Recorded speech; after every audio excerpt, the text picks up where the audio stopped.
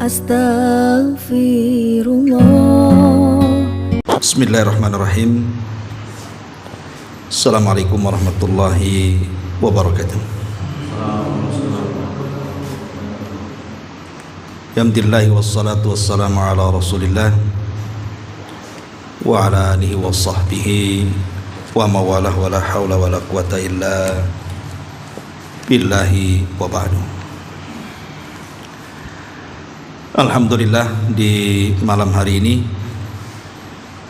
sesuai dengan agenda kita akan mengadakan kajian rutin setiap malam Jumat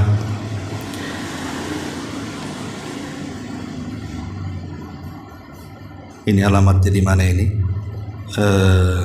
Di Bengkong Harapan 2, Jalan Utama Mawar Blok R nomor 29. Karena ini permulaan,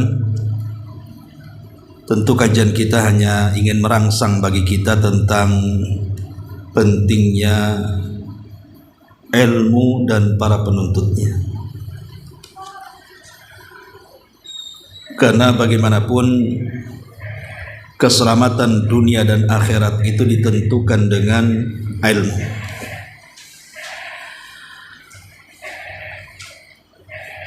Ada beberapa poin yang kita akan jelaskan tentang keutamaan ilmu dan para penuntutnya ini.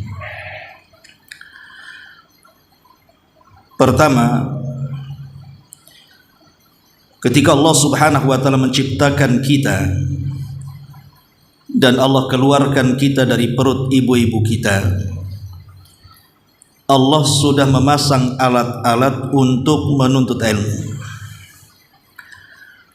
Di antaranya Allah jadikan pendengaran, penglihatan, bahkan hati dan pikiran itu semua adalah alat-alat ilmu. Artinya sejak kita lahir memang Allah Subhanahu wa taala menciptakan kita itu untuk menuntut ilmu. Makanya Allah pasang alat-alat itu. Dan ini dijelaskan dalam surah An-Nahl ayat 78. Wallahu akhrajakum min butuni ummahatikum la ta'lamuna syai'an. Wa ja'ala lakumus sam'a wal absara wal af'idata la'allakum tashkurun.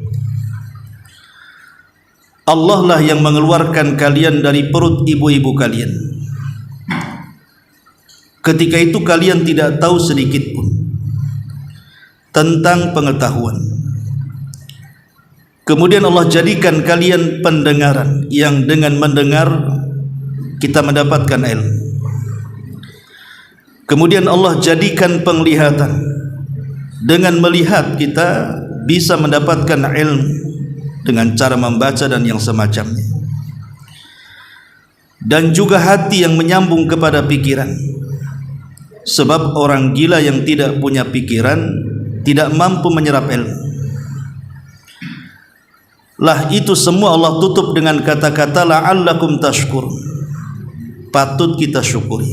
Artinya kalau seandainya Allah Subhanahu wa taala sudah memberikan nikmat pendengaran, penglihatan, pikiran kok tidak digunakan untuk menuntut ilmu, berarti dia belum bersyukur kepada Allah.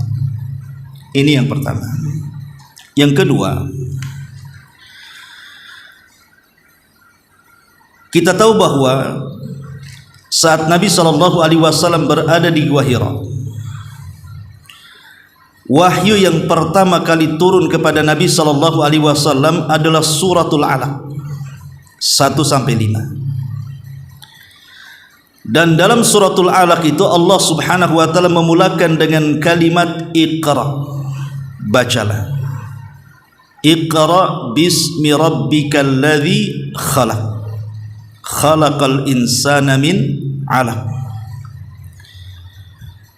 Ketika Allah Subhanahu wa taala menurunkan pertama kali wahyu kepada Nabi sallallahu alaihi wasallam dimulai dengan kalimat Iqra.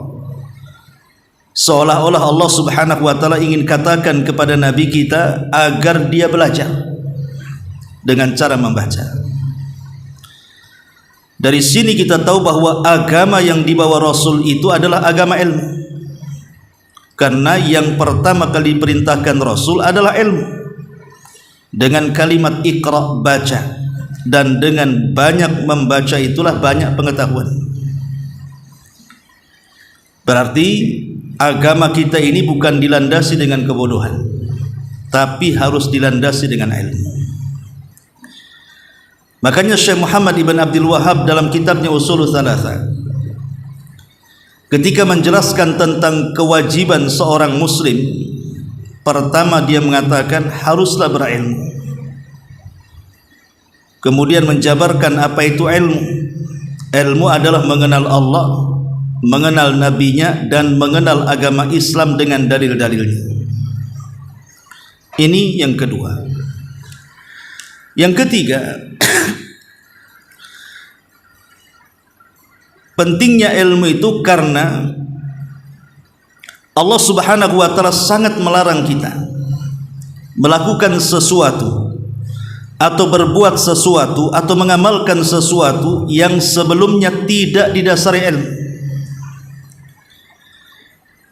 Makanya Allah mengatakan di dalam surah Muhammad ayat 19, fa'lam annahu la ilaha illallah wastaghfir lidzambik. Di sini Allah mengatakan fa'lam, ilmu, bahwa dia maksudnya Allah, ada sesembahan yang berhak disembah. Fa'lam artinya ilmuilah bahwa tidak ada sesembahan yang berhak disembah kecuali Allah Subhanahu wa taala. Wastaghfir lidzambi, kemudian mintalah ampun akan dosa-dosamu.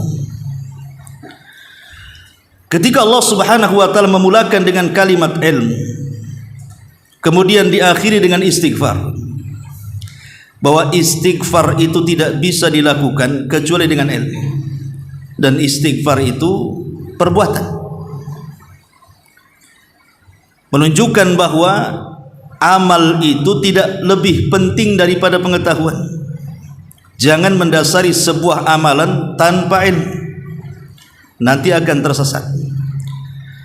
Makanya ketika Allah Subhanahu wa taala menyebutkan dalam surah yang 17 kali kita baca dalam setiap salat kita dalam satu hari, di ujung surah Al-Fatihah Allah mengatakan waladhdallin. Dhalin itu artinya orang yang sesat. Penafsiran para ulama artinya orang-orang Nasrani. Kenapa orang Nasrani dikatakan dhalin, tersesat? Karena mereka banyak beramal tapi tidak berdasarkan ilmu. Ini yang ketiga. Yang keempat, Allah Subhanahu wa taala bahkan mentahdzir, memperingatkan setiap muslim jangan mengucapkan sesuatu tanpa ilmu.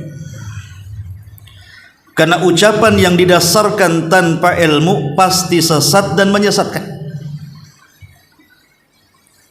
dan mencelakakan baik yang memberikan fatwa atau yang mendapatkan fatwa. Contoh dua kisah. Ingat kisah tentang pembunuh 99 jiwa yang dicantumkan dalam kitab Riyadhus Shalihin, di mana pembunuh yang sudah membunuh 99 jiwa ini ingin bertobat, kemudian mencari orang yang bisa membimbingnya. Ketemulah seorang padri, seorang rahib, kemudian bertanya, apakah dosa membunuh 99 jiwa ini ada ampunan dari Allah? Tetapi karena sang pendeta ini tidak memiliki ilmu pengetahuan, dia pun kemudian mengucapkan tanpa ilmu dan mengatakan dosa sebesar itu tidak ada ampunannya. Maka jiwa pembunuhnya naik, kemudian muncul, kemudian dibunuh pendeta itu. Genaplah dia membunuh 100 jiwa. Lihat bagaimana nasib tragis pendeta ini. Dia berfatwa tanpa ilmu. Akhirnya apa? Mencelakakan, terbunuh dia. Ini kisah yang pertama. Kisah yang kedua, Nabi SAW pernah mengutus pasukan khusus. Dalam bahasa Arab disebut Sariyah, pasukan yang tanpa dipimpin Nabi, dan pulang membawa kemenangan. Di tengah perjalanan pulang ada satu sahabat yang terluka parah di kepalanya karena tebasan pedang. Allah takdirkan dia tertidur, kemudian dalam tidurnya mimpi basah, artinya dia harus junub. Dia pun meminta fatwa kepada rekan-rekan pasukannya, apakah orang seperti dia ada rukhsah untuk tidak mandi? Tapi semua pasukan mengatakan tidak, engkau harus mandi. Ini kewajiban orang junub, harus mandi. Akhirnya dia mandi, makin parah penyakitnya, kemudian mati. Sampailah perkara ini kepada Nabi. Nabi marah dan mengatakan, qataluhu qatalahumullah, kalian sudah membunuhnya, semoga Allah memerangi kalian. Lihat akibat berfatwa tanpa ilmu, membunuh orang. Makanya di ujung hadis Rasul mengatakan, fa inna syifa al-i'as su'al, obatnya orang bodoh itu tanya, bukan berfatwa. Lihat bagaimana pertama kisah sang pendeta yang memberi fatwa akhirnya mati, dibunuh. Yang kedua yang diberi fatwa akhirnya mati. Itulah celakanya kalau mengucapkan sesuatu tanpa ilmu. Dari sini pentingnya ilmu. Ini yang keempat. Yang kelima, di dalam Al-Quranul Karim, tepat di dalam surah Al-Imran ayat 18, bagaimana Allah Subhanahu wa ta'ala menjelaskan kedudukan ulama yang luar biasa. Allah Subhanahu wa ta'ala mengatakan, syahidallahu annahu la ilaha illahu wal malaikatu wa ulul ilmi qa'iman bil qisti la ilaha illahu al azizul hakim. Syahidallah, Allah bersaksi kepada dirinya, kepada dirinya sendiri dia bersaksi bahwa dirinya adalah sesembahan yang berhak disembah.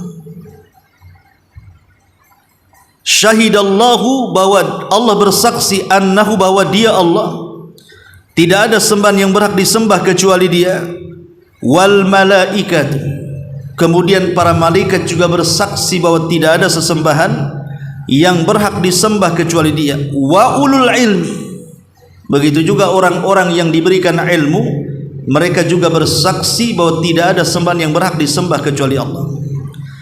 Lihat bagaimana di sini Allah mendudukan posisi para ulama.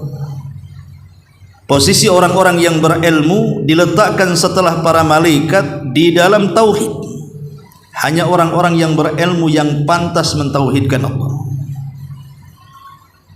Orang-orang jahil tidak tahu bagaimana cara mentauhidkan Allah. Makanya orang-orang jahil kebanyakan disangka tauhid padahal syirik. Seperti orang yang datang ke kuburan meminta-minta dan diyakini itu kuburan wali fulan, wali alan, padahal sekalipun yang di kuburan nabi sekalipun atau malaikat sekalipun yang dikubur itu, mereka tidak bisa mengabulkan permintaan kita. Atau orang yang datang ke dukun, ataupun orang yang percaya kepada tangkal dan jimat, atau percaya kepada khurafat dan begitu seterusnya, mereka jatuh kepada kesyirikan itu karena jahil. Tapi orang yang berilmu tidak mungkin mereka jatuh kepada kesyirikan karena mereka paling paham dengan tauhid. Ini yang kelima. Yang keenam, bahwa mengenal Allah Subhanahu wa ta'ala dan merasakan takut kepada Allah Subhanahu wa ta'ala tidak akan sempurna kecuali dengan mengenal ayat-ayat, baik ayat-ayat kauni berupa alam atau ayat-ayat syar'i berupa Al-Quran dan Sunnah. Dari sini kita tahu bahwa mengenal Allah dan merasakan takut kepada Allah tidak mungkin diwujudkan kecuali dengan ilmu. Bagaimana caranya? Ya tadi, membaca ayat-ayat syar'i, mempelajari Quran, mempelajari sunnah, atau membaca ayat-ayat kauni alam semesta yang terbentang di hadapan kita, bahkan ayat-ayat yang menempel pada badan kita. Bagaimana Allah Subhanahu wa ta'ala memberikan mata sehingga kita bisa memandang, telinga bisa mendengar, hati berpikir, kaki bisa melangkah, dan begitu seterusnya. Itu semua kuasa siapa kalau bukan Allah Subhanahu wa ta'ala? Makanya Allah Subhanahu wa ta'ala dengan tegas dalam surah Fatir 28 Allah mengatakan, innama yahsyallah min ibadihil ulama. Orang yang takut kepada Allah itu, merekalah orang-orang yang diberikan pengetahuan. Karena orang jahil itu tidak mungkin takut kepada Allah. Apa yang ditakutkan, dia pun jahil, tidak tahu apa yang ditakutkan. Tapi orang yang berilmu pasti dia takut kepada Allah. Kenapa? Karena dia tahu apa yang ditakutkan.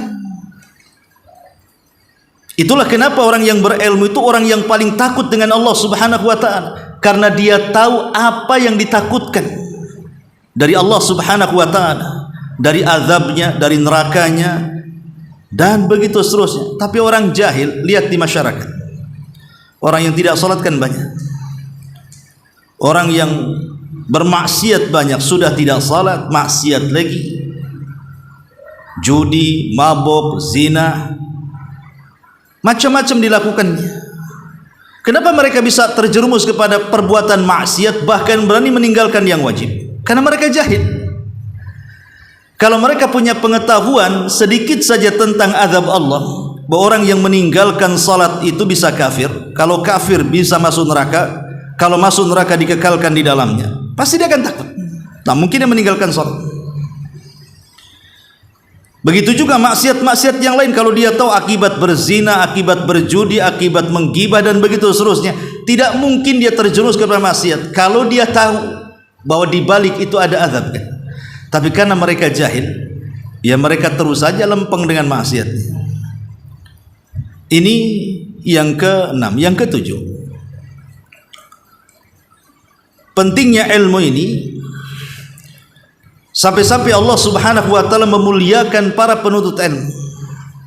Jadi orang-orang yang datang menuntut ilmu dan hadir di majelis ilmu itu diangkat derajatnya oleh Allah Subhanahu wa ta'ala. Jadi Allah sendiri yang mengangkat. Manusia itu tidak mungkin mengangkat manusia yang lain. Sekalipun mengangkat, nanti pun akan turun. Seorang diangkat menjadi pejabat, sampai kapan pejabat itu terangkat? Ada batas waktunya, ada pensiunnya.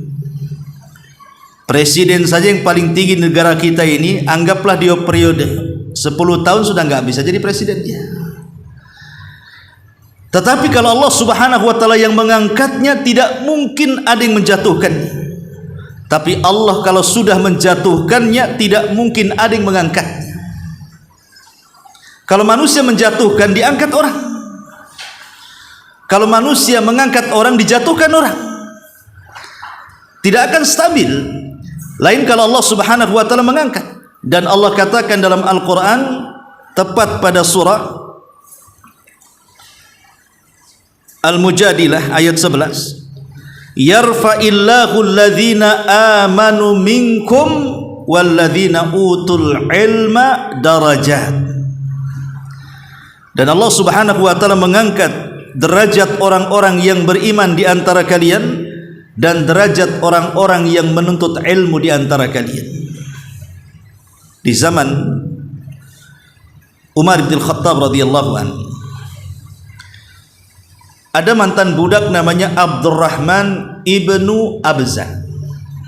Abdurrahman ibn Abza. Jadi satu hari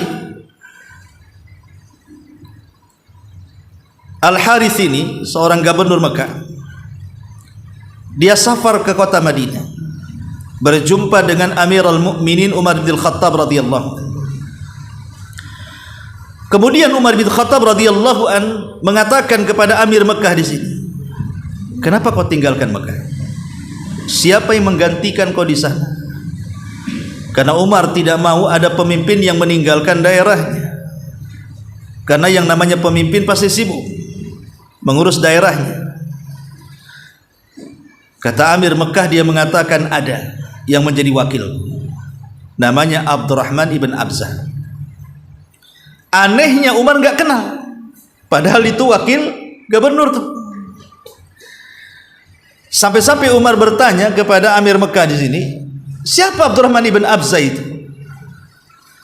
Maka kata Amir Mekah, dia adalah budak, tapi sudah kumerdekakan. Kata Umar bin Khattab radhiyallahu an, apa tidak ada orang merdeka? Kenapa engkau ambil dari mantan budak? Maka kemudian Amir Mekah ini menjelaskan posisi Abdurrahman ibn Abzah di hadapan Amirul Mukminin. Dia mengatakan, akan tetapi wahai Amirul Mukminin, Abdurrahman ibn Abzah ini alimun bi faraidillah wa alimun bi kitabillah wa idza qadha bi adlin. Tetapi wahai Amirul Mukminin Ibn Abzah ini walaupun mantan budak yang kumerdekakan, tapi dia pakarnya faraid, pakarnya matematika. Urusan waris kan pakai matematika kan. Biasanya orang jurusan matematika kan cerdas. Lebih daripada itu, dia alim dalam Al-Quran. Karena dia alim dalam Quran, apabila dia memutuskan sebuah putusan, pasti putusannya adil. Maka Umar bin Khattab langsung mengatakan, Allahu Akbar, sadaqa Rasulullah sallallahu alaihi wasallam, innallaha yarfa'u bihadzal kitaba aqwaman wa yadha'al akharin. Sungguh benar kata Umar sabda Nabi gitu. Terkadang ada orang yang diangkat tinggi dengan Al-Quran, terkadang ada orang yang dijatuhkan rendah dengan Quran. Jadi Quran itu bisa mengangkat, bisa juga merendahkan. Contohnya Abdurrahman ibn Abzah diangkat dengan Quran. Dari sini kita tahu bahwa ilmu itu tidak mungkin merendahkan pelakunya. Ilmu itu pasti akan mengangkat pelakunya. Sekalipun seandainya satu manusia merendahkannya, tapi Allah telah mengangkatnya. Di mana? Di langit sana. Orang-orang yang suka hadir di majelis ilmu itu menjadi selebritis langit, dikenal di kalangan para malaikat. Boleh jadi mungkin kalau di bumi artis mungkin lebih terkenal, tapi kalau di langit kita para talabatul ilmu itu yang dikenal. Karena ilmu itu yang mengangkat segalanya. Bahkan bukan hanya nunggu di langit, terkadang di bumi juga. Di zaman dulu ilmu dan para ulama itu luar biasa diagungkan. Ada seorang ulama namanya Qatadah ibn Di'amah. Qatadah ibn Di'amah itu orangnya banyak cacat di kepalanya, buta, tapi dia tidak tuli. Kemudian juga badannya stroke, tidak bisa digerakkan, hanya duduk saja. Buta, stroke, tidak punya hidung, rata gitu ya. Dan dia seorang budak. Akhirnya karena dia tidak bisa apa-apa oleh tuanya, tidak bisa dibekerjakan, namanya budak, dan kondisinya cacat, dimerdekakanlah sama majikannya supaya dia bebas. Dia pun mengadu kepada ibunya, dan dia berkulit hitam. Kata ibunya, sudah, sebaiknya kau tinggal saja di haram, maksudnya di Masjidil Haram. Lah saat itu di Masjidil Haram banyak ulama. Jadi saat para ulama besar meninggal dunia, rupanya sudah diserap ilmunya oleh Qatadah ibn Di'amah ini. Subhanallah. Saat itu tidak ada yang boleh berfatwa di Mekah kecuali Qatadah, dan itu diakui oleh Amirul Mukminin di zaman. Tidak ada yang boleh berfatwa kecuali Qatadah. Padahal dia buta, berkulit hitam, stroke, hanya model mendengar saja, tangan tidak bisa menulis. Tapi itulah terkadang fadlullah yu'tihi may yasha. Karunia Allah terkadang Allah berikan kepada siapa yang dikehendaki. Karena kemuliaan bukan dari cacatnya fisik, tapi kemuliaan dari ilmu, amal dan takwanya kepada Allah Subhanahu wa taala. Ini yang nomor 7. Yang nomor 8, pentingnya ilmu itu sampai-sampai Allah Subhanahu wa taala tidak pernah memerintahkan nabinya dalam Quran untuk menambah sesuatu dalam doanya kecuali ilmu. Allah tidak perintahkan kepada Rasul dalam doanya meminta banyak-banyak harta, banyak-banyak pangkat, jabatan dan kenikmatan dunia. Tapi Allah hanya perintahkan kepada Rasul untuk berdoa agar menambahkan pengetahuan. Makanya Allah mengatakan dalam surah Taha ayat 114, wa qul rabbi zidni ilma. Katakan ya Muhammad, berdoalah kepada Rabb, kepada Allah Subhanahu wa taala, Rabbi ya Rabbku zidni, tambahkan kepadaku ilma, ilmu pengetahuan. Menunjukkan apa di sini? Bahwa ilmu itu segala-galanya. Kalau memang harta itu, kalau memang kekayaan itu, kalau memang dunia itu lebih utama, tentu Allah akan perintahkan nabinya untuk berdoa menambah itu. Tapi Allah tidak perintahkan. Allah hanya perintahkan untuk menambah ilmu pengetahuan dalam doa kita. Makanya sunnah para ulama, apabila mereka meminum air Zam-Zam, maka setelah minum Zam-Zam mereka senantiasa mengatakan Rabbi zidni ilma, ya Allah tambahkan kepadaku ilmu pengetahuan. Dari sini kita tahu bahwa Islam itu tidak pernah mengajarkan kebodohan. Ini yang ke-8. Yang ke-9, Allah Subhanahu wa taala memuji di dalam Al-Qur'anul Karim mereka yang bergelut dengan ilmu atau para ulama. Seperti Allah Subhanahu wa taala berfirman, "Qul hal yastawil ladzina ya'lamuna wal ladzina la ya'lamun." Katakan ya Muhammad, apakah sama orang yang berilmu dengan orang yang tidak berilmu? Sama enggak kira-kira? Ya enggak sama lah. Ini pertanyaan istingkar, tidak perlu dijawab. Semua orang tahu jawabannya. Bahwa tidak akan sama orang yang berilmu dengan orang jahil. Karena orang yang berilmu itu pasti tahu kebenaran dengan pengetahuan. Bahkan tidurnya orang yang berilmu itu bisa berpahala. Tapi tidurnya orang jahil bisa berdosa. Contoh umpamanya, tidurnya orang yang berilmu berpahala. Orang yang berilmu tahu kalau sebelum tidur dia berwudu, kemudian membaca doa, kemudian dia tidur, maka akan turun para malaikat di samping kiri kanan orang yang tidur itu. Setiap dia berguling ke arah kanan, malaikat sebelah kanan mengatakan Allahumma gfir lahu, Allahumma arhamhu, ya Allah ampuni dia, ya Allah rahmati dia. Berguling ke kiri juga sama, didoakan seperti itu sampai dia terbangun. Tidurnya saja didoakan malaikat, kalau dia punya pengetahuan kan. Dan kalau dia meninggal husnul khatimah, karena meninggal didoakan para malaikat. Tapi tidurnya orang jahil, macam mana dapat pahala? Wudu saja tidak. Terkadang dia mungkin habis maksiat malam-malam, habis dugem, habis apa, kemudian habis teler gitu ya, habis berzina kemudian tidur. Yang turun juga paling malaikat yang melaknat dia. Makanya sebagian para ulama salaf mengatakan, kalau kita ingin tahu kematian husnul khatimah dan su'ul khatimah, jadi orang yang tidur kemudian tidak bangun kembali, itu mudah sekali. Lihat amalan sebelum tidurnya. Kalau amalan sebelum tidurnya boleh jadi mungkin dia membaca Quran, dia berzikir, dia berwudu, dia berdoa, kemudian dia tidur, Allah takdirkan tak balik lagi ruhnya, dipastikan husnul khatimah. Tapi kalau sebelum tidurnya dia maksiat, dia berzina, dia berjudi, dia mabok, kemudian dia tidur, kemudian tak bangun lagi, dipastikan su'ul khatimah. Ini yang ke-9. Yang ke-10,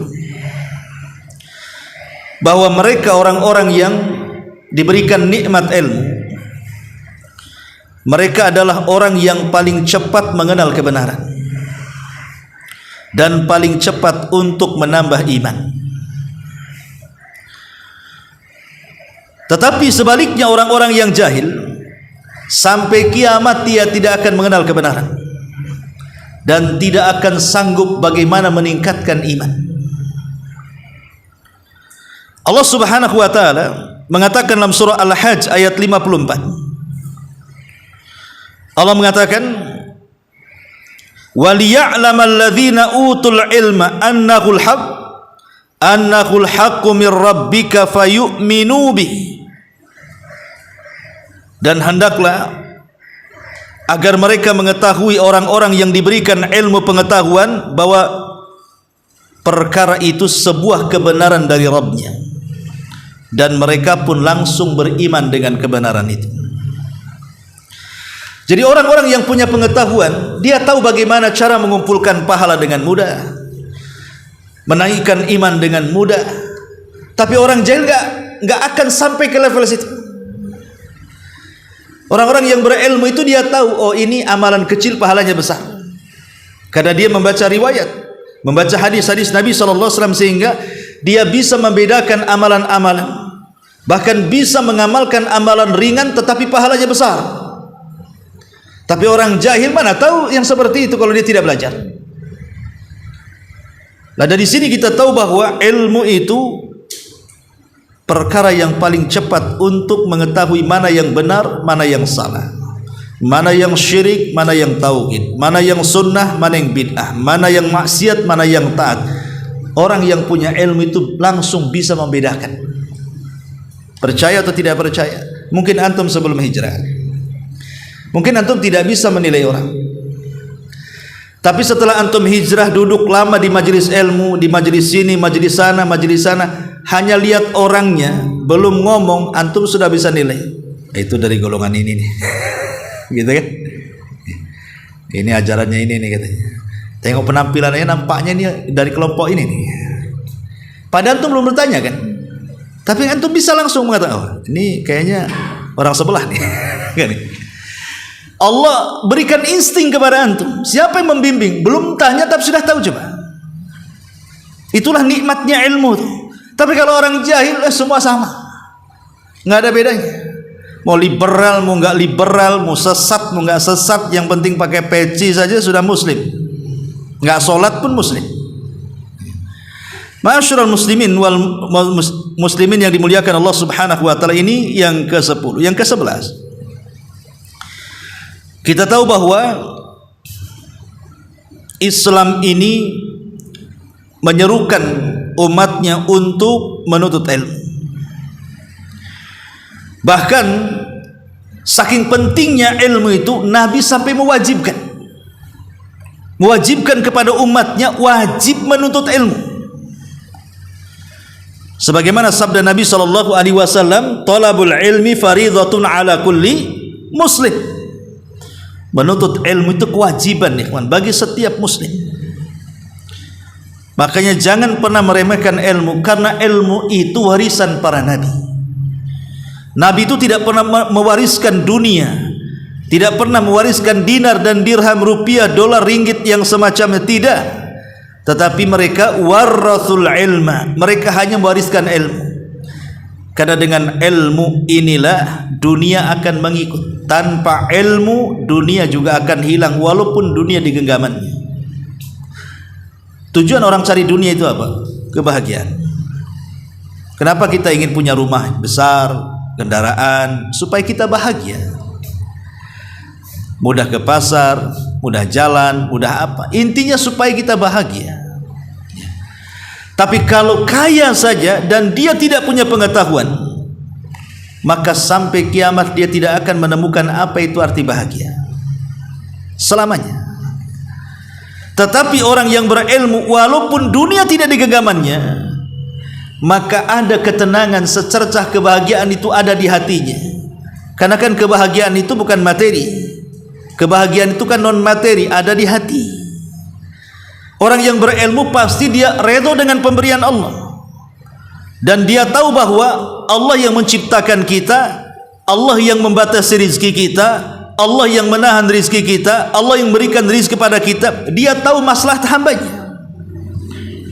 Tapi kalau orang jahil, terkadang kekayaan sudah banyak saja masih kurang redha dengan pembagian Allah, Kalau ada orang terkaya satu desa, kalau sudah dapat Nobel, dia ingin menjadi orang terkaya sekecamatan. Sudah jadi orang terkaya sekecamatan, kalau bisa sekabupaten. Kalau bisa orang paling kaya se-Indonesia, kan begitu. Ya. Makanya orang yang dibutakan dengan dunia itu tidak akan puas. Tapi orang yang berilmu, maka dia lebih qanaah hidupnya. Itulah hakikat ketenangan. Ini yang ke-11, yang ke-12. Bahkan Islam menyerukan kepada umatnya untuk mempelajari seluruh ilmu. Ingat bahwa ilmu yang bermanfaat itu bukan ilmu agama saja. Bukan hanya ilmu salat, puasa, zakat, haji, muamalah Islam dan begitu seterusnya, tidak. Islam itu tidak pernah membatasi satu ilmu.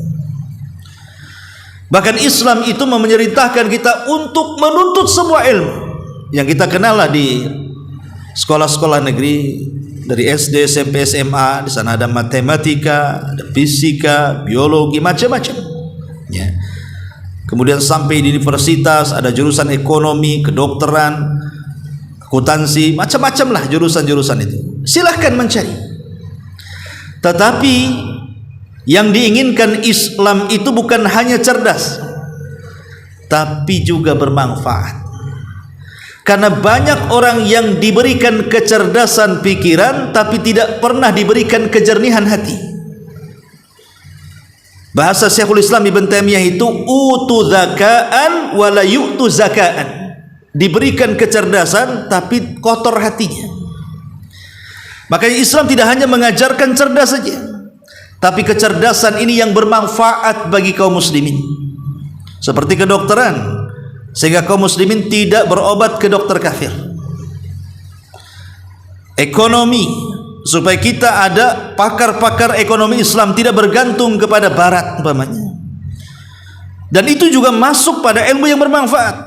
Walaupun tentunya ilmu agama jauh lebih unggul dibandingkan ilmu dunia, tapi setiap ilmu yang bermanfaat itu akan berpahala bagi pemiliknya. Itulah yang dikatakan oleh Nabi SAW,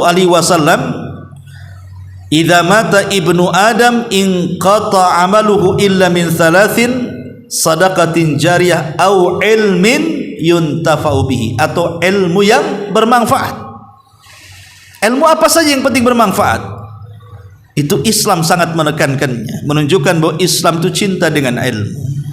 Ini yang ke-12, yang ke-12. Yang ke-13. Ma'asyiral muslimin yang dimuliakan Allah Subhanahu wa taala, bahwa orang yang menuntut ilmu dengan berjalan kaki, dengan berkendaraan, baik dengan sepeda motor atau dengan mobil, pokoknya dia berjalan mencari. Pada majelis-majelis ilmu antum datang, hakikatnya antum sedang memudahkan langkah masuk surga. Karena jalan itu kan ada yang jalan sulit, ada yang jalan senang gitu ya. Ada yang jauh, ada yang pintas. Saya mencari alamat ke sini putar-putar sampai nyasar tadi kemana tadi. Rupanya beloknya salah, tapi di Google Mapnya perasaan tepat gitu, udah belok, rupanya keluar lagi dari situ. Itu kenapa? Mencari alamat saja kalau bodoh putar-putar kan. Yang harusnya 5 menit jadi setengah jam tuh, yang harusnya setengah jam jadi 1 jam, karena tidak punya pengetahuan masalahnya. Itu cari alamat tuh. Tapi orang yang punya pengetahuan cari alamat, tahu mana jalan tikus, mana jalan kucing, jalan apa kan, itu tahu dia. Ya. Lah kalau ilmu dunia saja, dulu belum ada Google Map, setengah mati cari alamat. Seada Google Map kan ilmu pengetahuan, berkembang, akhirnya mudah. Lah kalau ilmu dunia saja seperti itu, ilmu agama juga sama.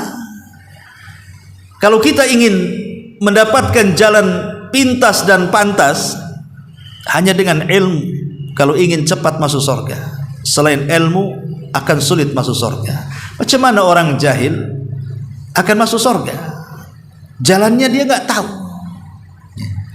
Tapi orang yang berilmu sudah tahu jalannya. Oh, yang ini Anda amalan nih, kalau saya kerjakan nih pahalanya sekian. Makanya para sahabat sering datang kepada Rasul, amalan apa yang bisa memasukkan aku ke surga? Maka Rasul mengatakan 1, 2, 3, 1, 2, 3, dan begitu seterusnya. Dan itu dijelaskan di dalam Al-Quran, di dalam hadis Nabi SAW, man salaka tariqan yaltamisu fihi ilman sahhalallahu bihi tariqan ilal jannah.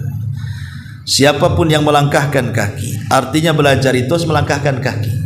Ilmu itu didatangi, bukan datang sendiri.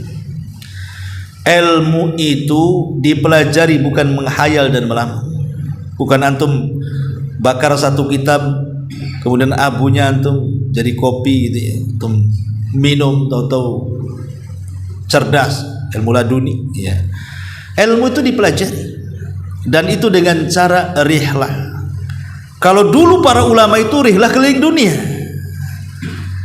Bahkan Imam Ahmad itu sampai dikatakan tafa Ahmad marrataini hatta jama'al musnad.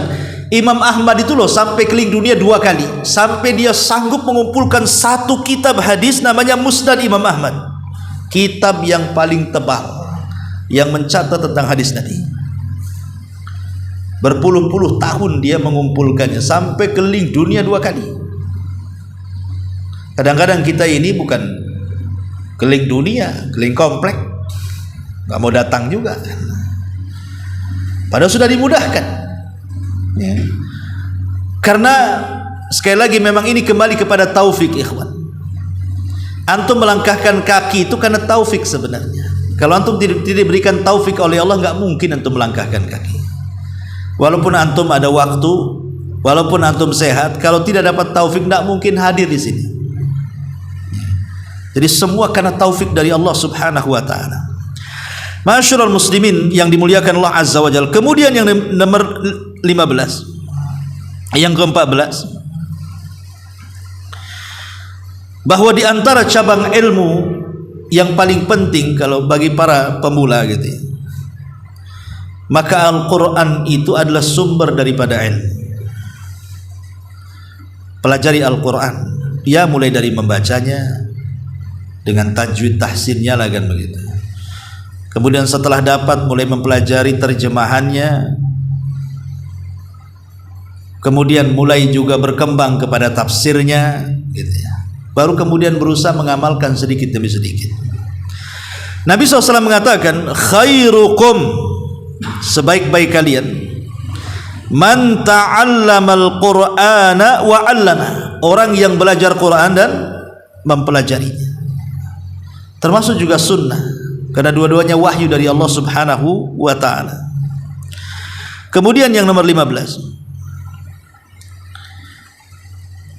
pentingnya ilmu itu, wala khaira fi ilmin, dan tidak ada kebaikan bagi para penuntut ilmu kalau seandainya ilmu yang sudah didapat itu tidak diamalkan. Dan kita tahu bahwa amal itu didasari dengan ilmu. Allah Subhanahu wa taala ancam dalam Quran, ya ayyuhalladzina amanu lima taquluna ma la taf'alun. Wahai orang-orang yang beriman, kenapa engkau mengucapkan sesuatu yang kalian tidak mengamalkannya? Kabura maqtan 'indallah an taqulu ma la ta'lamun. An taqulu ma la taf'alun. Maka sangat besar kemarahan Allah Subhanahu wa taala ketika engkau berbicara dan tidak memiliki ketika Anda berbicara dan tidak mengamalkannya. Artinya bahwa dasar amal itu ilmu. Tapi orang yang berilmu kalau tidak beramal pun tetap saja tidak manfaat ilmunya. Kemudian yang nomor 16, kita tahu bahwa hajatnya manusia kepada ulama itu lebih besar dibandingkan hajatnya manusia kepada orang kaya. Ingat, hajatnya manusia kepada ulama itu lebih besar dibandingkan hajatnya manusia kepada orang-orang yang memegang dunia. Kenapa? Karena dalam kehidupan kita saja ikhwan, antum makan sehari berapa kali? Paling full 4-5 kali itu udah kekenyangan. Umumnya 3 kali, pagi, siang, sore, atau pagi, siang, malam. Artinya dengan 3 piring nasi dari pagi, siang, kemudian malam, itu sudah mencukupi badan kita. Tapi hajatnya kita kepada ilmu itu bukan sehari 3 kali, tapi sepanjang ataupun sejumlah nafas yang kita keluarkan itu berhajat dengan ilmu. Coba bayangkan mulai dari tidur sampai bangun sampai tidur lagi, itu semua harus ada ilmunya, ikhwan. Sebelum tidur ada doa. Kemudian tidur, Allah takdirkan mimpi buruk, ada doanya lagi, suruh ta'awud kan begitu. Kalau dia mimpi baik, kemudian suruh diceritakan. Nanti bangun tidur mungkin jam 1/3 malam akhir, di situ ada tahajud. Ada qiyamul lail. Qiyamul lail itu lebih umum dibandingkan tahajud. Qiyamul lail itu mencakup wudu, zikir, baca Quran, tahajud, doa. Itu namanya qiyamul lail. Walaupun kita ambil wudu 1/3 malam, antum sudah qiyamul lail. Atau antum berdoa saja, antum sudah qiyamul lail. Atau antum baca Quran saja sudah qiyamul lail. Atau tahajud saja qiyamul lail. Atau baca Quran saja qiyamul lail gitu. Nanti menunggu sebelum subuh ada 2 rakaat sunnah. Kemudian nanti sholat subuh. Nanti habis subuh itu ada lagi doa-doa zikir pagi. Kemudian nanti ada duhanya lagi kan begitu. Kemudian keluar rumah ada doanya, berpakaian pun ada adabnya. Ketika bangun ada yang punya keluarga ada hak kepada pasangannya. Kalau dia orang tua ada hak kepada anaknya. Semua butuh ilmu, ikhwan. Muamalah dengan orang jualan apa semua ada ilmunya dalam Islam. Lihat bagaimana orang-orang yang, contoh saja orang-orang yang berdagang. Ketika mereka tidak didasari dengan ilmu, apa yang terjadi? Jatuh kepada riba, jatuh kepada zalim, jatuh kepada curang, mengurang-urang takaran, timbangan, meteran, jatuh kepada penipuan. Karena tidak disari ilmu masalahnya.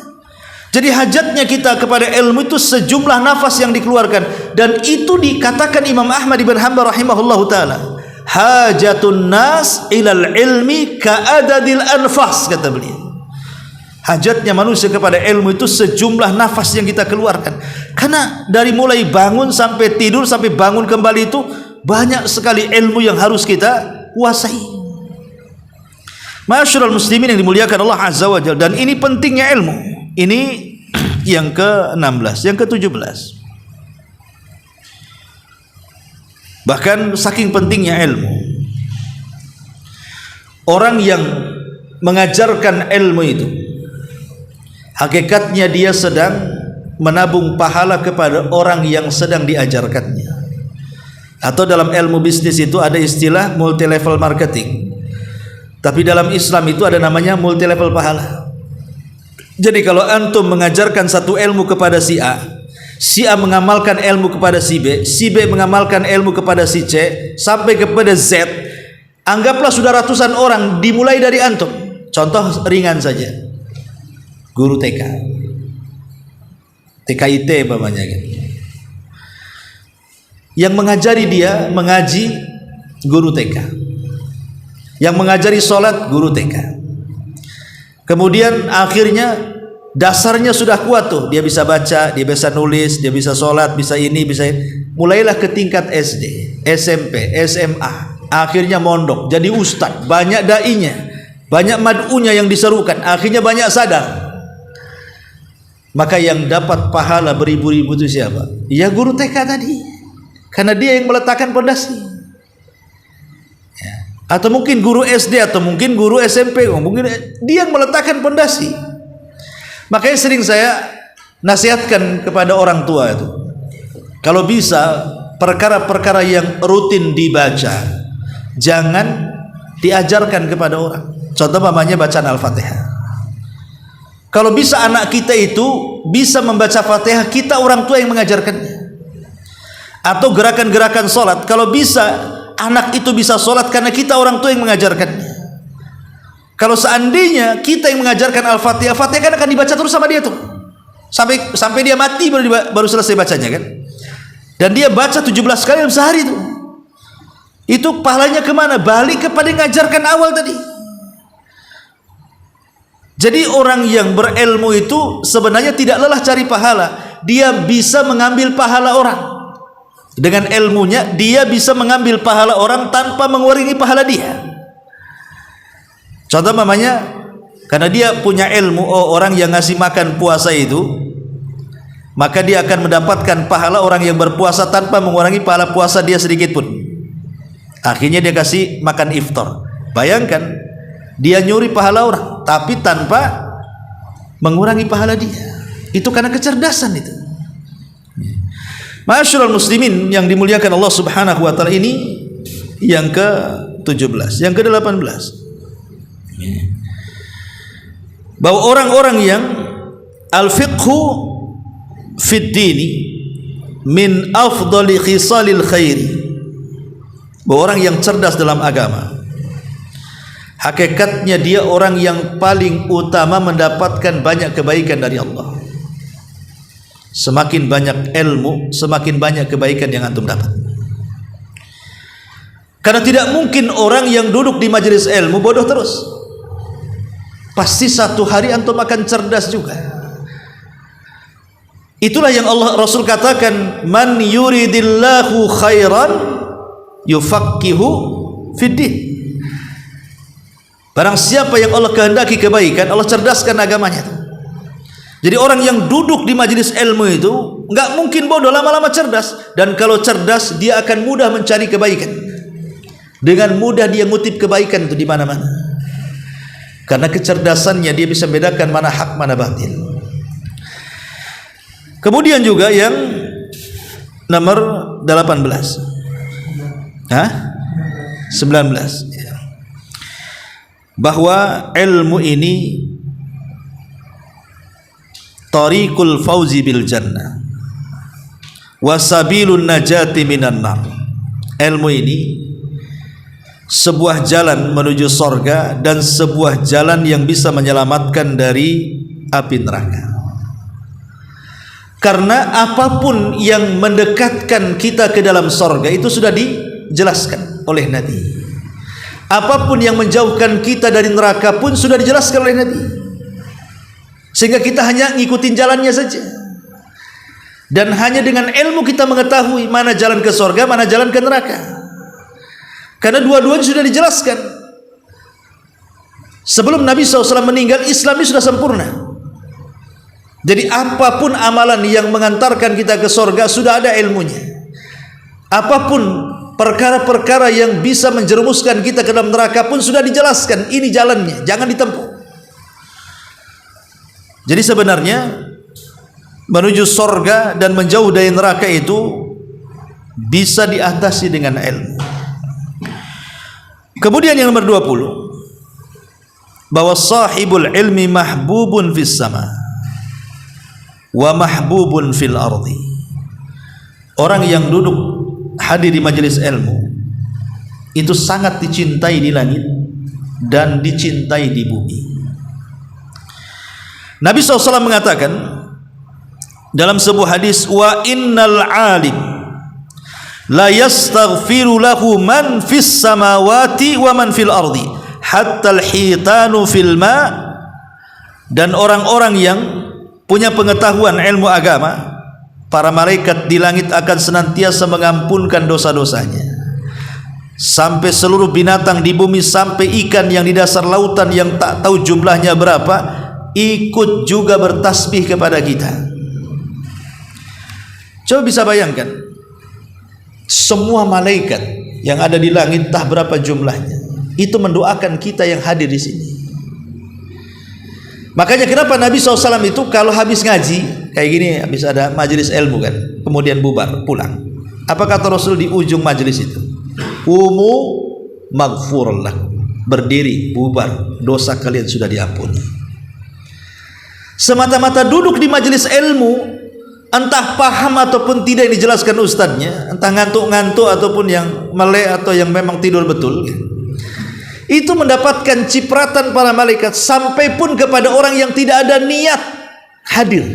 Umpamanya dia nggak ada niat hadir ke sini, cari antum mau minta tagihan, datang ke rumah, umpamanya kan, mana si anu, kata istri antum tak ada lagi ngaji, mana tempat pengajiannya, oh di sana, datang dia, ikut duduk, padahal kan niatnya bukan belajar tuh, niatnya memang mau nagih utang kan, tapi dia ikut duduk di situ.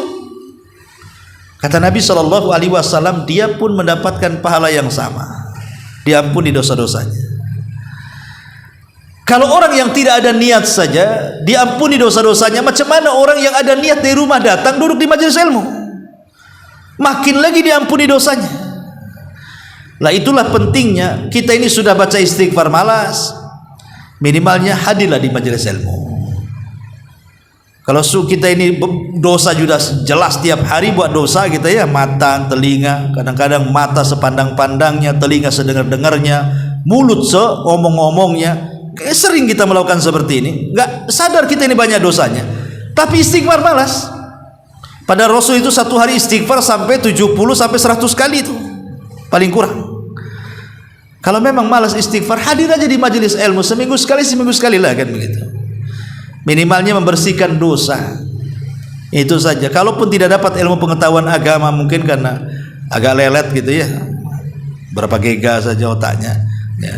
Tapi minimalnya tuh kan dosanya diampuni. Maksudnya orang yang hadir. Kalau lewat YouTube ataupun lewat Facebook, ya memang dapat pengetahuan, tapi tidak dapat kemuliaan majelis ilmu.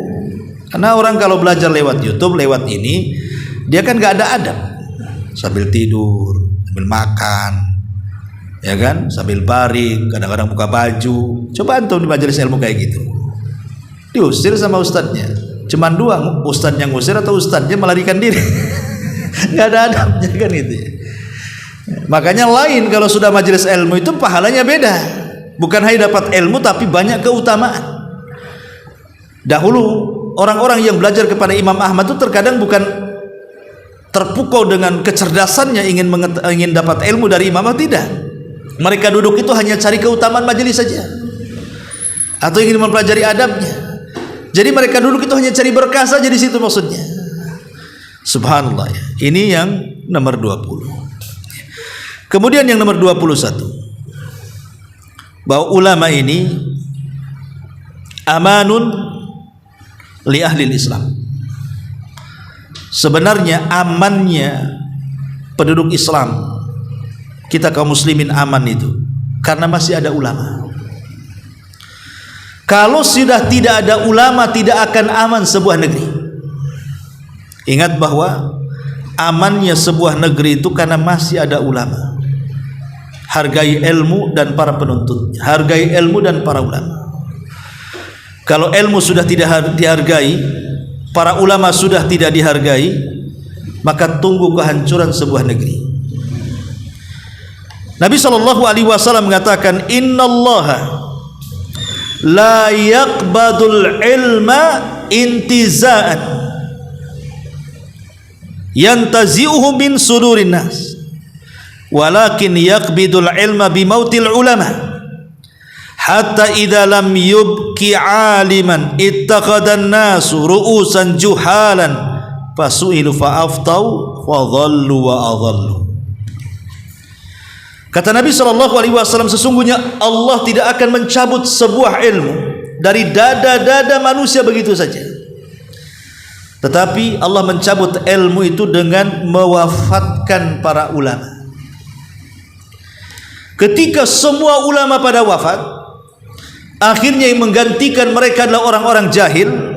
Mulailah orang-orang jahil ini dijadikan para pemimpin. Kemudian mereka dimintai fatwa. Mereka pun berfatwa. Mereka sesat dan yang diberi fatwa juga sesat. Sesat menyesatkan akhirnya. Itu yang terjadi. Kalau tidak ada ulama, manusia tersesat. Kalau sudah tersesat, tunggu azab. Makanya kalau seandainya di sebuah komplek itu masih ada orang alim, syukuri. Lihat ketika Nabi Yunus alaihi salam meninggalkan kaumnya, terancam azab. Makanya kenapa Nabi SAW mengatakan mautul alim musibatun la tujbar. Kematian seorang alim itu musibah yang tidak bisa tergantikan. Kalau orang kaya mati hari ini, besok muncul orang yang lebih kaya.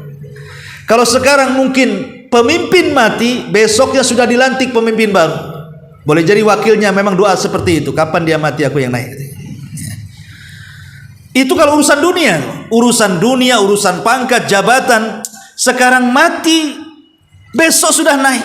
Boleh jadi kematiannya kan disantet dia. Tapi kalau ulama mati, bagaimana cara menggantikannya? Sampai hari ini nggak ada yang bisa menggantikan Imam Ahmad. Belum ada ceritanya yang bisa menggantikan Imam Syafi'i. Belum ada cerita yang bisa menggantikan Abu Hanifah, Imam Malik, dan imam-imam yang lainnya. Bahkan mungkin ulama kontemporer yang meninggal, belum ada yang bisa menandingi mereka. Itulah kematian ulama, itu musibah. Makanya selama masih ada para penuntut ilmu, masih banyak ustadz, banyak asatid, ya, maka beruntunglah, masih aman negeri kita dari sesat. Ma'asyiral muslimin yang dimuliakan Allah Subhanahu wa taala. Ini juga diantara kemuliaan ilmu. Kemudian yang nomor 22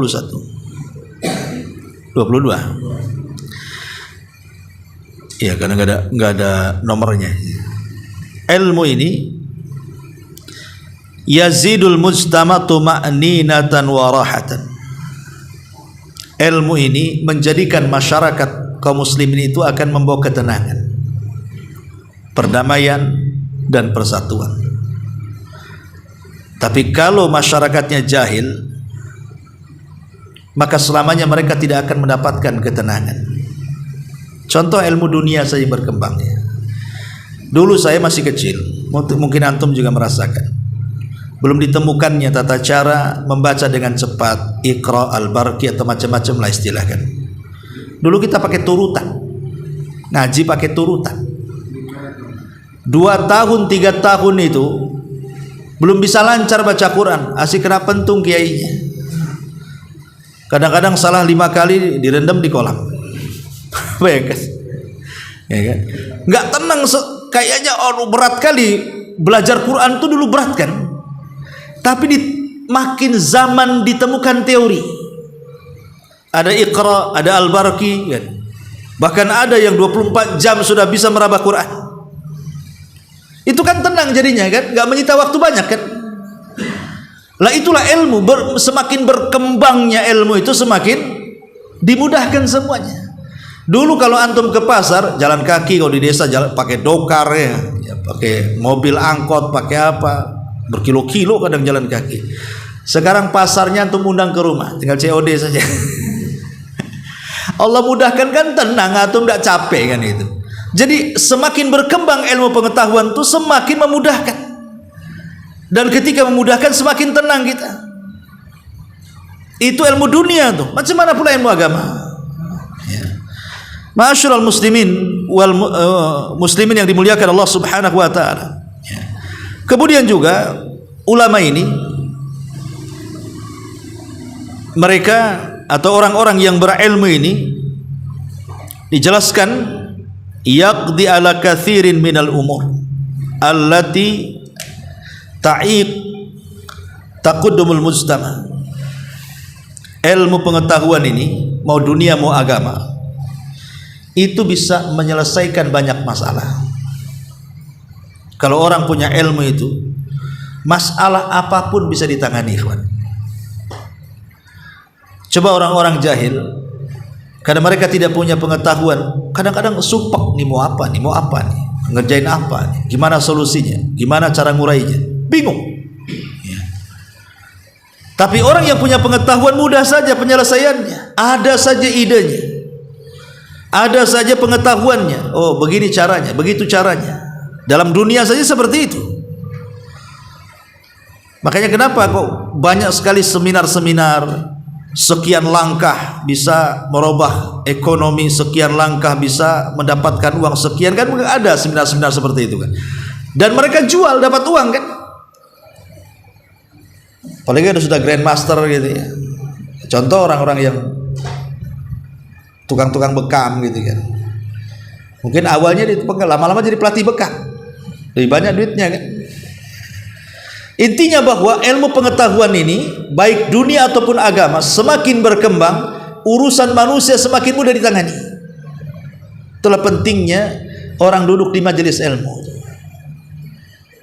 Dan yang terakhir, karena waktu juga, bahwa ilmu ini sangat berbeda jauh dengan dunia. Al-Imam Ibnul Qayyim rahimahullah ta'ala sampai membuat beberapa perbedaan tentang ahlul ilmi dan ahlul mal, orang yang sibuk mencari ilmu dan orang yang sibuk mencari harta. Pertama, kata beliau, ilmu ini warisan para nabi, tapi harta ini warisan para raja. Yang kedua, ilmu ini menjaga pemiliknya, tapi harta kita yang jaga. Antum punya ilmu, siapa yang mau curi ilmu antum? Gimana caranya? Ilmu kan ada di otak kita. Tapi harta bisa aja dicuri, bisa saja dirampok, ya, dicopet gitu ya. Ilmu ini kalau diamalkan bertambah dia, tapi kalau harta dibelanjakan makin habis dia, ya. Ilmu ini bisa menghukumi harta, tapi harta tidak bisa menghukumi ilmu. Dunia ini ada 4 kelompok yang menghuni. Pertama, orang yang punya harta dan ilmu. Dengan ilmunya dia mampu membelanjakan harta dengan baik, karena harta yang baik itu yang megang orang baik. Harta menjadi jahat tuh karena yang pegang orang jahat. Ketika kelompok yang pertama, satu sisi dia punya ilmu, sisi lain punya harta, maka dia akan membelanjakan hartanya dengan ilmunya dan pasti akan tepat. Dan ini semulia-mulia manusia. Yang kedua, tidak punya harta tapi punya ilmu. Tapi kalau dia berangan-angan karena punya ilmu, dia pun memandang orang kaya yang haji, orang kaya yang kurban, orang kaya yang sedekah, orang kaya yang bangun masjid. Dia menghayal, ya Allah, kalau aku sampai kaya dia, kaya, aku pun maulah bangun masjid, aku pun maulah bangun pesantren, aku pun maulah haji. Maka dengan niatnya sama pahalanya dengan kelompok pertama. Tapi ada orang yang ketiga, hartanya melimpah, boleh jadi orang yang paling kaya di dunia, tapi tidak punya ilmu. Karena tidak punya ilmu, sembarangan dia membelanjakan hartanya, akhirnya jatuh ke maksiat, jatuh ke macam-macam maksiat. Maka ini seburuk-buruk manusia. Kenapa? Karena harta itu rahasia bejatnya orang. Betapa banyak orang miskin alim setelah kaya jadi jahat, ya. Tapi yang paling apes ini yang terakhir, ilmu tak ada, harta pun tak ada, miskin kuadrat namanya, ya. Tapi kalau dia kaya, bercita-citanya seperti orang ketiga. Aku kalau kayak dia mau mabok juga, aku katanya. Aku pun maulah itu tiap malam begadang, mabok, judi dan yang semacamnya. Maka dosa yang keempat sama dengan dosa yang ketiga, walaupun dia nggak ngapa-ngapain, cuma menghayal aja. Makanya itulah ilmu ini bisa merawat pemiliknya, harta tidak bisa. Kemudian juga ilmu ini dibutuhkan manusia, tapi tidak semua harta dibutuhkan manusia. Di dunia butuh harta, ya. Tapi untuk masuk surga itu butuh ilmu. Kemudian kata beliau, anna sahibal mal qad yusbihu ma'duman faqiran. Orang yang punya harta walaupun kaya, terkadang dia miskin. Maksudnya miskin hati. Kan kaya itu kan kaya hati, ikhwan. Betapa banyak orang kaya, rumahnya gedong, mobilnya mewah, tapi dia nggak kerasan tuh hidup di rumah megah tuh. Malah dia keluar sewa hotel lah, 1 kamar. Padahal rumahnya besar kan. Sampai saya itu diceritakan salah satu ustadz kita waktu jalan-jalan di Sekupang. Ini rumah siapa? Anaknya. Itu kemarin ada kejadian itu. Kenapa? Itu istrinya mau dibunuh sama suaminya. Padahal dua-duanya kerja bagus, gaji besar, mobil banyak, rumah besar. Tapi suaminya mau bunuh istrinya. Kan gak menjamin kaya ini bahagia kan? Gak menjamin. Buktinya dia dikejar-kejar mau dibunuh katanya. Apa salahnya mau dibunuh? Tapi lihat orang-orang yang mungkin ngontrak, ya nggak seberapa kehidupannya, tapi dia bahagia hidupnya. Yang membimbing, sekali lagi bahwa kunci kebahagiaan itu yang membimbing bukan harta. Harta iya bisa menyumbang kebahagiaan, tapi tidak segala-galanya.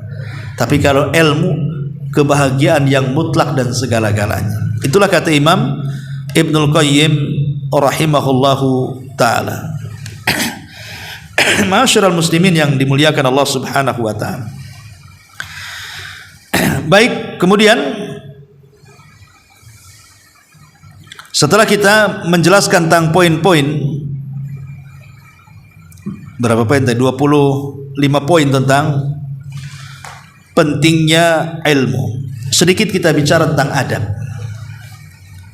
Ilmu juga ada adabnya. Antum menuntut ilmu itu ada adabnya, tidak sembarang. Karena bagaimanapun sesuatu yang mulia itu dicarinya dengan cara beradab. Lalu apa saja adab menuntut ilmu itu? Secara singkat, yang pertama, an yaqsuda bi ilmihi wajhallah. Niat antum datang ke majelis ilmu ini, ingat hanya satu. Niatnya karena Allah, bukan karena selain Allah. Bukan karena daripada supek di rumah, malu datang ajalah. Bukan karena itu, ya. Karena ilmu itu tidak bisa dicari kecuali karena Allah. Imam Syafi'i rahimahullah ta'ala, kita tahu bahwa biografinya itu panjang dan sangat prihatin kehidupan kecilnya. Dia anak yatim, lahir di Gaza, Palestina. Bapaknya meninggal, kemudian dibawa ke Mekah, ke tanah aslinya. Allah berikan kecerdasan. Di masa remajanya dia mencari markas-markas yang gratis untuk belajar. Jadi datang ke pondok itu cari yang gratisan, bukan untuk belajar, numpang makan. Hanya numpang makan saja. Ya belajar, tapi niatnya daripada kelaparan cari pondok gratis gitu saja. Dan itu yang diinginkan, kalau bisa ada pesantren itu gratis gitu. Jadi hanya numpang makan saja. Tapi setelah cerdas, apa kata beliau? Talabtul ilma li ajli dunya wa ya'bal ilmu illa lillahi. Dulu aku mencari ilmu itu karena dunia katanya. Hanya numpang makan saja. Tapi rupanya ilmu itu tidak bisa dicari kecuali karena Allah. Boleh jadi awalnya begitu. Namanya hidayah kan pada awalnya terkadang bukan karena Allah. Contoh namanya antum ada kawan lah belum ngaji. Kemudian antum rayu-rayu lah, daripada ini duduk ngaji lah kita, duduk aja, mau di rumah apa terserah. Boleh jadi mungkin karena sungkan ikut kawan akhirnya duduk kan, bukan karena Allah dia. Bolehnya sungkan saja, daripada duduk ayo kita ngaji lah dulu. Tapi kalau lama-lama ikhwatu fiddin, terkadang dia ketagihan kan hidayah. Orang kalau sudah nikmat belajar itu seperti ikan yang loncat dari air, dimasukkan ke dalam air, tenang dia. Tapi kalau antum tangkap burung yang belum jinak, antum masukkan ke sangkar, pasti dia sibuk mau cari jalan keluar kan. Seperti itu orang yang lezat duduk di majelis ilmu dengan orang yang belum dapat hidayah di majelis ilmu. Antum kalau biasa tuntut ilmu, duduk lama-lama pun nyatet malah makin semangat cari hidayah kan. Tapi kalau antum yang nggak pernah duduk di majelis ilmu, duduk ini pantat mau terbang aja ikhwan. Kapan selesai gatel maunya pergi saja kan gitu, belum dapat kelezatan ilmu di situ. Nah itulah kalau menuntut ilmu karena Allah itu pasti dia akan tenang. Yang kedua di antara adabnya, ya ikhlas ini sendiri harus diniatkan dengan beberapa perkara. Jadi tanda ikhlas itu ketika antum menuntut ilmu ditandai dengan beberapa perkara. Pertama, diniatkan belajar itu untuk mengangkat kejahilan. Antum datang itu supaya jangan bodoh ya. Yang kedua, supaya bisa beribadah kepada Allah dengan benar. Yang ketiga, supaya bisa mendekatkan dengan Allah Subhanahu wa taala dengan menuntut ilmu itu sendiri. Makin dekat dengan Allah. Makanya apa kata Handalah, seorang sahabat Rasul, satu-satunya sahabat yang dibesarkan para malaikat, karena ketika dia junub langsung jihad mati syahid, belum sempat mandi junub, malaikat datang sibuk mandi besarkan di Handalah ini. Apa kata Handalah? Dia mengadu kepada Abu Bakar, Abu Bakar, kami ini kalau duduk di majelis Nabi, kemudian Nabi cerita neraka, kayak neraka kok ada di pelupuk mata kayak. Kalau Nabi cerita surga, nampaknya depan mata surga gitu. Tapi kalau sudah pulang dari pengajian, sibuk dengan keluarga, sibuk dengan bisnis, sibuk dengan dunia, rasanya neraka dan surga itu kayak dongeng belaka. Artinya kalau orang hadir di majelis ilmu adalah ruh ini makanan-makanan yang bisa dimakan ruh, supaya tidak lupa dengan Allah gitu saja. Karena orang yang jauh dari pengajian itu dipastikan lupa Allah. Lihat betapa banyak ikhwan-ikhwan kita yang jarang hadir di majelis ilmu, sibuk dengan dunia, akhirnya futur banyak sekali. Banyak akhirnya yang masuk ke maksiat. Masyaallah muslimin yang dimuliakan Allah Azza wa Jalla. Kemudian juga diniatkan agar semakin takut lagi kepada Allah Subhanahu wa taala. Kemudian diniatkan juga agar diangkat derajatnya. Jadi tanda ikhlas itu, yang pertama diniatkan mengangkat kejahilan, yang kedua supaya beribadah dengan pengetahuan, yang ketiga supaya lebih dekat lagi dengan Allah di pengajian, kemudian yang keempat supaya bertambah rasa takutnya, dan yang kelima agar derajat kita ditinggikan. Niatkan 5 perkara ini supaya kita jadi ikhlas, ya. Ini adab yang pertama. Adab yang kedua, ar-rihlatu fi talabil ilmi, jalan dalam mencari ilmu itu. Jalan, jangan hanya kalau memungkinkan ada majelis ilmu, kenapa mesti lewat YouTube? Ya, kenapa?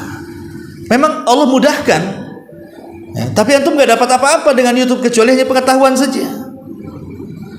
Kalau memang ada, kecuali mungkin jauh, ya, kayak pendengar Humairah Channel ini mungkin banyak di mana-mana. Ya, ada yang orang Jakarta, Aceh, nggak mungkin lah ke sini naik apa kan itu ya. Ngaji sejam, perjalanan dari Aceh ke sini berapa jam kan? Ya, maksudnya yang dekat-dekat yang memungkinkan hadir, kenapa pakai YouTube? Kalau yang jauh ya lah udah memang begitu caranya. Tapi yang dekat nggak hadir ngandalin YouTube ini, aduh ya melampau kan itu. Kecuali dia ada uzur. Maka rihlah berjalan itu penting. Selain itu kesehatan juga ya kan. Kemudian yang keempat, ada musyabu. Ya, maksudnya tidak terlalu kenyang. Antum sebelum ngaji makan banyak, dipastikan ngantuk. Nih ngaji pada isya, pada maghrib 3 tumpeng antum habiskan, ya siap-siap aja mau bantal ke pengajian tuh. Maksudnya kalau ada pengajian ya sikit-sikit makan ya. Itu supaya tidak mengganggu belajar mengajar.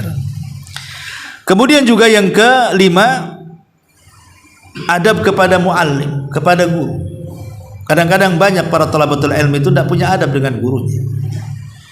Gurunya sudah menunjukkan bertahun-tahun kebaikan, terkadang ada kesalahan sedikit, ketersinggungan masalah dunia, masalah perasaan, tidak mau ngaji. Kecuali kalau gurunya sesat, ya, gurunya syirik, ahli bid'ah, ya mungkin kan gitu ya. Ini penyimpangan di akidah tidak ada, penyimpangan di ibadah tidak ada. Penyimpangan di mana? Hanya gara-gara perselisihan urusan-urusan dunia. Kadang-kadang tidak mau hadir lagi. Justru Imam Bukhari itu lihat gurunya sampai banyak, ribuan, sampai 1000 dalam Sahih Bukhari itu dicantumkan gurunya. Saya bayangkan, supaya apa? Supaya antum kelebihan, mana ustaz satu ini kelebihannya, ustaz itu ini kelebihannya, ustaz ini kelebihannya. Ya, bukan berkelompok-kelompok, ini kubunya ustaz ini kubunya ustaz itu, ini antum gak dapat ilmu.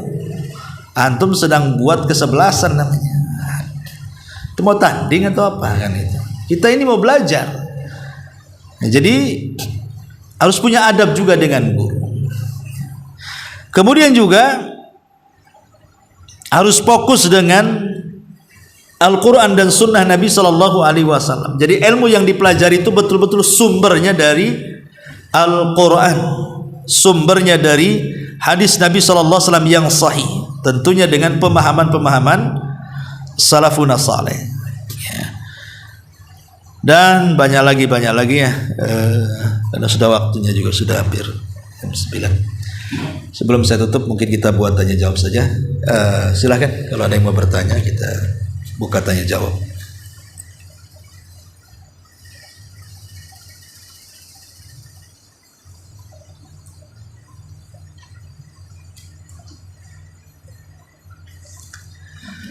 Ya, baik. Karena ini kajian perdana, saya nasihatkan ya, sebar info ke sahabat-sahabat kita kalau malam Jumat ada kajian di sini, yang mungkin punya grup-grup di WA, di Facebook, man dalla ala khairin kafaili. Kalau antum menyebarkan tempat-tempat pengajian, ada yang kesangkut akhirnya tahu jadwal di sini, maka antum dapat pahala. Karena tanpa sadar ada yang baca, akhirnya datang kemari, ya kan? Karena bagaimanapun kebaikan itu harus disebar. Kebaikan itu harus disebar seluas-luasnya. Jangan sempit kepada ke komunitas saja. Kalau bisa komersil kemana-mana. Ya. Wallahu a'lam, mudah-mudahan manfaatnya. Subhanallah bihamdika, asyhadu an la ilaha illa anta astaghfiruka wa atubu ilaik. Allahu ta'ala alam.